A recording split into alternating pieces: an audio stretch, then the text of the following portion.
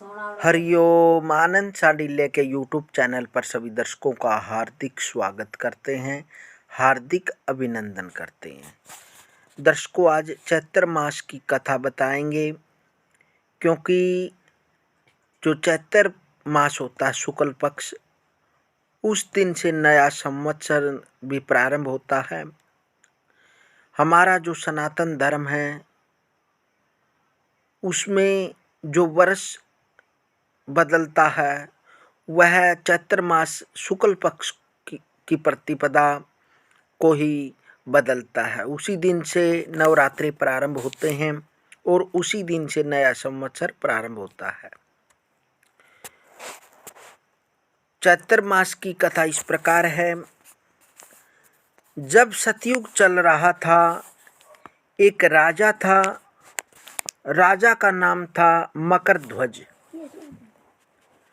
मकरध्वज बहुत ही धार्मिक प्रवृत्ति का राजा था और अपनी प्रजा का अपनी संतान की तरह पालन करता था। अतः उसके राज्य में प्रजा पूरी तरह सुखी एवं प्रसन्न थी। राजा पर मुनि याज्ञवल्क्य का बड़ा स्नेह था। उनके ही आशीर्वाद से राजा को एक पुत्र की प्राप्ति हुई। राज्य का स्वामी यद्यपि मकरध्वज था, परंतु राजकाज उसका एक विश्वास पात्र मंत्री चलाता था।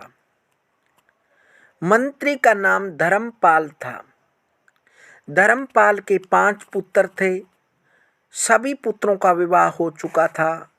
सबसे छोटे बेटे की बहू गणेश जी की भगत थी और उनका पूजन किया करती थी। गणेश चौथ का व्रत भी करती थी। सास को बहू की गणेश भक्ति सुहाती नहीं थी। जो बहू थी, उसकी जो सास थी, उसकी भक्त जो वह गणेश जी की भक्ति करती थी, उसको वह अच्छी नहीं लगती थी। पता नहीं क्यों उसे यह शंका रहती थी कि यह बहू हम पर जादू टोटका करती है।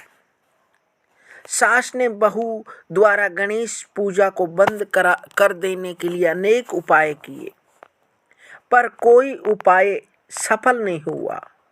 बहू की गणेश जी पर पूरी आस्था थी, अतः वह विश्वास के साथ उसकी पूजा करती थी। गणेश जी मानते थे कि मेरी पूजा करने के कारण सास अपनी बहू को परेशान करती रहती है, अतः उसे पाठ पढ़ाने, मजा चखाने के लिए राजा के पुत्र को गायब करवा दिया। फिर क्या था, हाय तौबा मच गई। राजा के बेटे को गायब करने का संदेह सास पर प्रकट किया जाने लगा। सास की चिंता बढ़ने लगी। छोटी बहू ने सास के चरण पकड़कर कहा, माँ जी, आप गणेश जी का पूजन कीजिए, वे विघ्न विनाशक हैं, आपका दुख दूर कर देंगे। सास ने बहू के साथ गणेश पूजन किया। गणपति ने प्रसन्न होकर राजा के पुत्र को लाकर दे दिया। सास जो बहू पर अप्रसन्न ही रहती थी, प्रसन्न रहने लगी और साथ ही गणेश पूजन भी करने लगी।